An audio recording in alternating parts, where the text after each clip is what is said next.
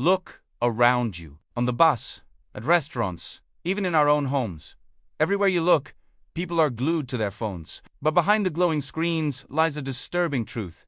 Our devices are silently reshaping our brains, our relationships, and even our society. You might think of your phone as a helpful tool or a harmless way to pass the time. But what if I told you that your phone is secretly addictive? That's right. Your phone has been designed to keep you addicted, and once you understand how it works, you can start to take back control of your life.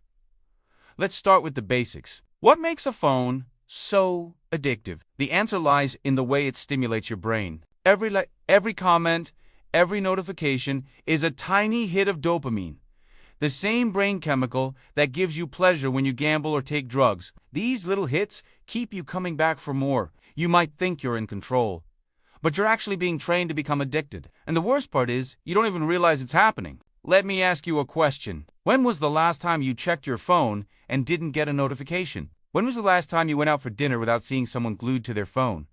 It's almost impossible to imagine, isn't it? We've become so dependent on these devices that checking them has become an unconscious habit. It acts like a little voice inside our head that tells us to check our phones without even realizing it. But why are companies allowed to design their apps to be addictive? You see, these apps are completely free to use. They're designed to make money from advertising, and the more time you spend on these apps, the more money they make. So they're incentivized to make their apps as addictive as possible.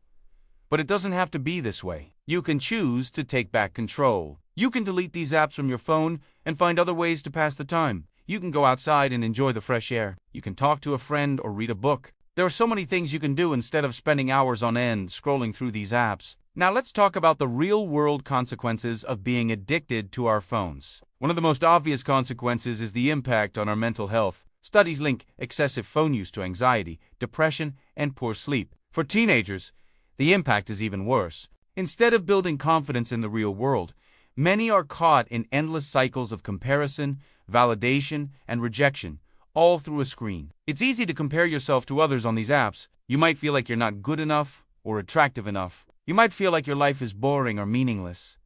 But the truth is, these feelings are not your fault. You're not to blame.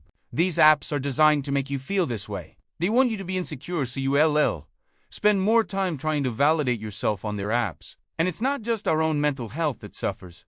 Our relationships also pay the price. Our phones were meant to connect us. Yet ironically, they've become the very walls dividing us. Imagine this, you're sitting at a restaurant with your friends, but everyone's staring at their phone.